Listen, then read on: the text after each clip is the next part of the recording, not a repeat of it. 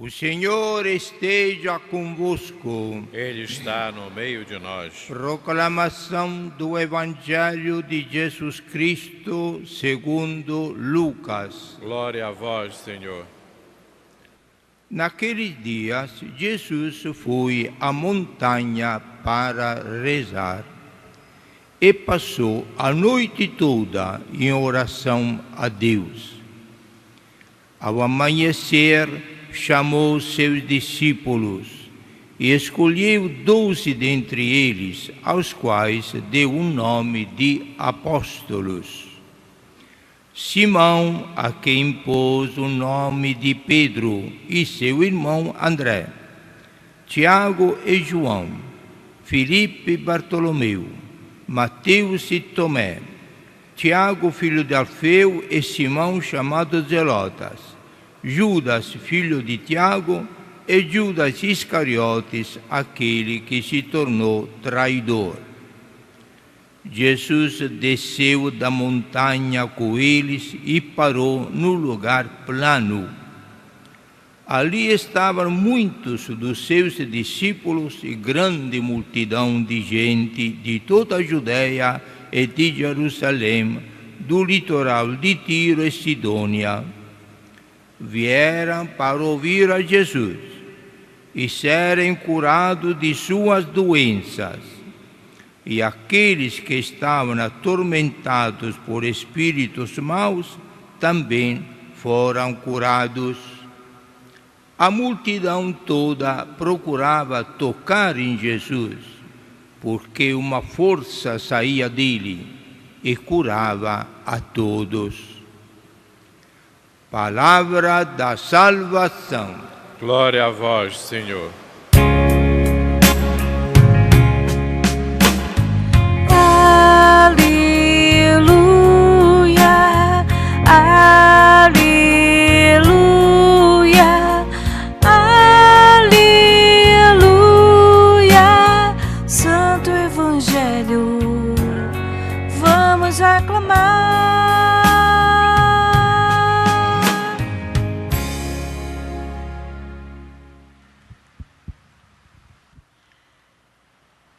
O mês de setembro, aqui na Igreja do Brasil, pelo Episcopado, foi consagrado à Bíblia, que é o livro de Deus, que contém a palavra de Deus, sendo que palavra de Deus e Deus é eterno, não tem passado, não tem futuro, é sempre presente por toda a eternidade. Então a palavra dele é eterna, não muda. Nós mudamos as leis conforme os interesses, os tempos, a modernidade, a cultura, mas Deus não muda, não pode mudar, porque Deus. E a palavra dele é assim. O que disse no início da Bíblia ou no fim da Bíblia vai valer até o fim do mundo. Não nos iludamos que a palavra de Deus já caducou, agora nós somos modernos, o tempo mudou, a cultura mudou, a Bíblia precisa adaptá-la aos tempos de hoje. Nada disto, não vai acontecer nunca. Os mandamentos do Senhor, a lei do Senhor, a palavra do Senhor são eternos. Nós temos de nos adaptar à palavra de Deus e não adaptar a palavra de Deus à nossa vida. Não inventamos esta ordem que Deus é Deus e nós somos criaturas humanas. E como criaturas humanas temos de aprender, caríssimos irmãos e irmãs, aprender como discípulos e discípulas de Deus.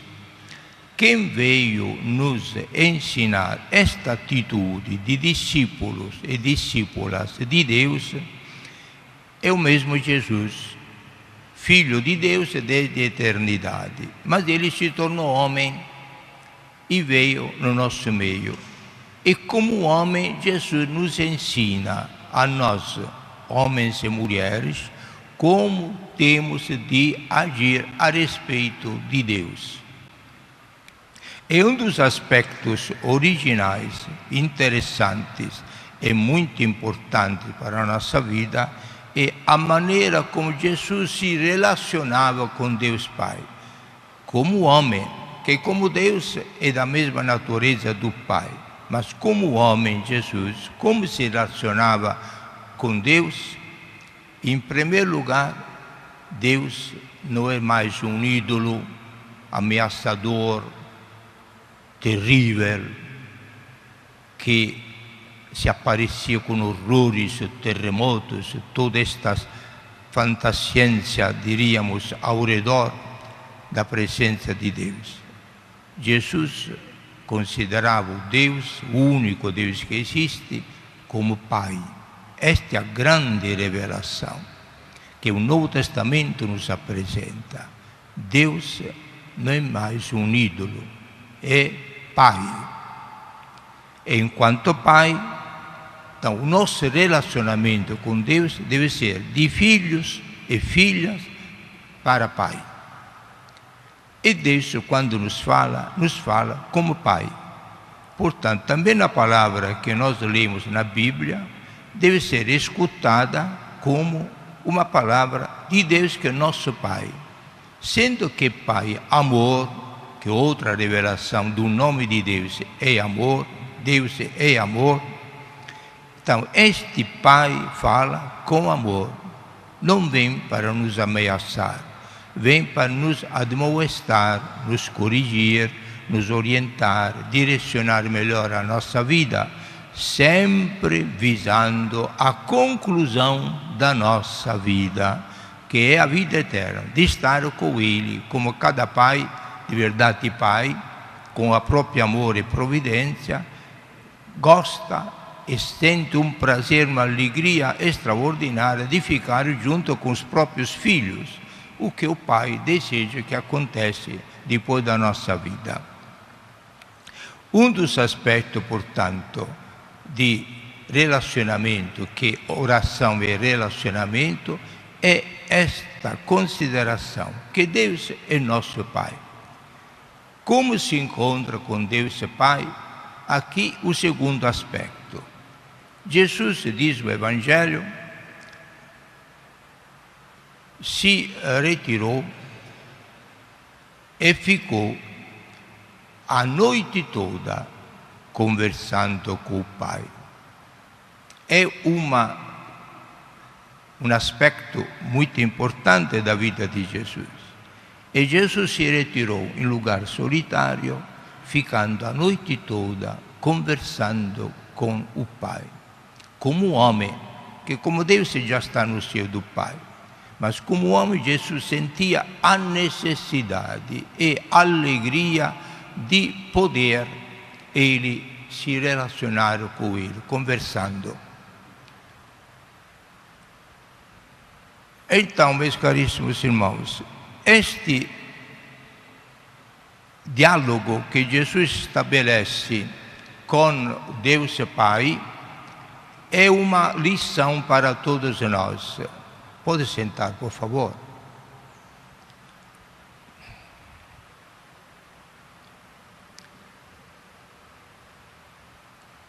Nós fazemos isto com o nosso Deus, o nosso Pai. Quanto tempo nós dedicamos em dialogar com Deus, o nosso Pai, a quem damos o nome de oração? Às vezes, quando a gente vai dormir, nos lembramos de fazer o sinal da cruz e dizer alguma oração. Às vezes nem isto. Então, um dia inteiro, 24 horas do dia, nós não dedicamos nem alguns minutos para nós conversarmos com Deus. E Ele é nosso Pai, Pai eterno. Ele é a fonte da nossa vida. Então, meus caríssimos irmãos, aprendamos esta lição de Jesus. Sejamos discípulos e discípulas dele. Ele é um mestre, único mestre de verdade, que sempre ensina, não só com as palavras, como os professores, os mestres fazem na escola, mas sobretudo com o exemplo, o testemunho. Jesus primeiro faz, depois ensina. O que nós deveríamos fazer assim, o que os pais e todos os responsáveis de educação, ou na família ou na escola, deveriam fazer. Primeiro com o próprio testemunho, a própria convicção, o próprio exemplo, depois com a palavra. Aprendamos isto de Jesus. E Jesus, proporcionava a oração dele conforme as decisões que tinha de tomar. Se Jesus tinha de tomar uma decisão importante, dedicava mais tempo na oração. Nós fazíamos tudo o contrário. Quanto mais temos coisa para fazer, tanto menos tempo dedicamos à oração. Enquanto deveria ser tudo o contrário. Quanto mais coisa tivemos de fazer, quanto mais responsabilidade temos de assumir durante o dia, mais tempo deveríamos dedicar à oração. Jesus estava para fazer uma decisão importantíssima. Estava para dar início à sua igreja, que ele depois deixaria sobre a terra para continuar a obra dele. Por isso, escolhe 12 homens, tantos quantos são as tribos de Israel. 12 homens, que nós chamamos apóstolos, que na palavra grega que significa enviados, porque Jesus os enviou para pregar o evangelho dele ao mundo. Apóstolos, 12. Jesus deu um valor tão grande a esta escolha que passou a noite toda sem dormir, rezando, dialogando com o Pai, para ele como homem salvador e redentor e iniciador de um novo Israel, que é a igreja, saber de Deus Pai quem ele escolheria entre os muitos discípulos que o procuravam. Quais deveriam ser estes 12 apóstolos? Depois que Jesus rezou, se entendeu muito bem com o Pai, eis que ele volta da solidão para o grupo dos discípulos, e lá ele escolhe 12 homens. Ninguém levantou a mão e dizer: Jesus, e eu? Me chame, porque eu não. A escolha depende dele. Não foram vocês que me escolheram, fui eu que escolhi vocês. Isto acontece em todas as vocações. Vocação para a vida religiosa, vocação para a vida missionária, vocação para ser padre, vocação para ser bispo, vocação para qualquer outra missão específica dentro da igreja, é sempre Jesus que escolhe. Ninguém deve ter a ousadia de se apresentar, e eu também quero, porque eu não. É liberdade absoluta de Jesus, que escolhe quem ele chama para um ministério específico importante na sua igreja, como aconteceu comigo, todos os padres ou os religiosos que se consagram a Deus. Deixamos a iniciativa a ele. É porque a pessoa que é chamada, com certeza, é uma pessoa de muita oração, porque Jesus se entende e facilita este conhecimento recíproco, depois o chamado, através da oração. Na distração, na festividade, na correria, é difícil entender o chamado de Jesus, que chama sempre no silêncio do coração, através de muita oração. Que nós aprendamos esta lição de Jesus. E hoje, meus caríssimos irmãos, podemos nos perguntar: quem foi a pessoa mais discípula de Jesus? Foi a mãe dele, Nossa Senhora, Maria, em cuja casa estamos rezando esta Santa Missa. Maria é modelo de discípula de Jesus. Ela é mãe de Jesus, pela humanidade de Jesus. Mas como criatura humana, tem de aprender do filho dela, porque o filho é a palavra de Deus, o filho é a sabedoria de Deus, o filho é a salvação, é a verdade. E Maria, criatura humana, precisava de aprender de um mestre adequado para a santidade dela. E só Jesus podia fazer isto. E Maria foi sempre atentíssima, silenciosa, sempre pronta para escutar o que Jesus dizia ou fazia, para aprender, guardar no próprio coração. E aí ela meditava sempre o que ouvia de Jesus pronunciar, o que Jesus devia fazer. Era uma criatura atenciosa sobre este ponto. Não queria perder nenhuma sílaba, diríamos, daquilo que Jesus dizia. Guardava no coração, aí meditava, aprofundava, refletia e vivenciava esta palavra do Senhor. Quanta coisa Maria poderia nos ensinar também neste ponto de escutar a Jesus, palavra de Deus, e colocar depois em prática. Porque estamos falando um pouco de Maria como discípula de Jesus? Porque hoje deveriam fazer festa para Maria. A liturgia está fazendo um nome de Maria, o santo nome de Maria. Aqui no Brasil se costuma culturalmente fazer a festa do nascimento, do aniversário da pessoa, não é assim? Cantar parabéns, preparar um bolo, etc., para comemorar o nascimento da pessoa. Na Europa se costuma mais fazer a festa do onomástico da pessoa, cioè o nome da pessoa se festeja mais do que o aniversário de nascimento. Naquela região de Maria se festejava mais o nome da pessoa, que o nome era sagrado, quase um programa da vida.